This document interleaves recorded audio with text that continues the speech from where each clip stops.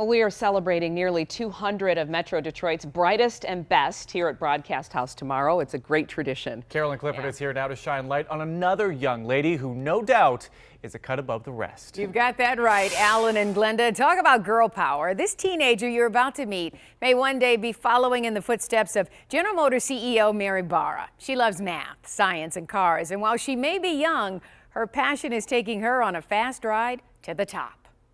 Christina Roque is not your typical 18-year-old. Now, I know you're 18 and you're already a junior at the University of Michigan. Yes. This beautiful young woman who could be on the cover of Teen Vogue loves being under the hood of a car.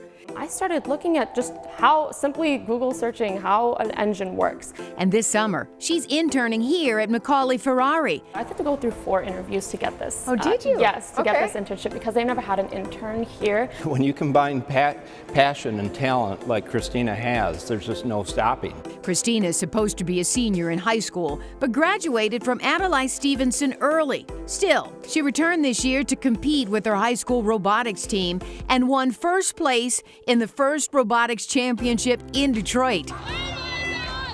They beat out teams from all over the world. I was really always good at school. I was always motivated, but I never really saw a purpose in it until I started joining robotics. And when I joined robotics, I saw all the hands-on applications between science and math and programming.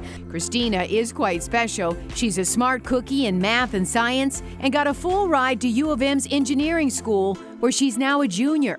But she's also not afraid to get her hands dirty. She was valuable to her team as a welder. So I was the only one who could weld the robot. I was the only one who had the ability because I took that class during my 2 years in high school. And finds time to volunteer in Detroit to teach young kids how to code and build robots. And while Christina has already done a fellowship at Stanford and hopes to earn her graduate degree there, she plans to return home to work in Detroit. You've had so many opportunities, but really you want to come back to Detroit and work at one of the car companies. That is true. So I do know that the Ford Motor Company just bought a train station. So I am hoping that by the time I graduate, that will be open for opportunities for students and for all these different engineers around the world.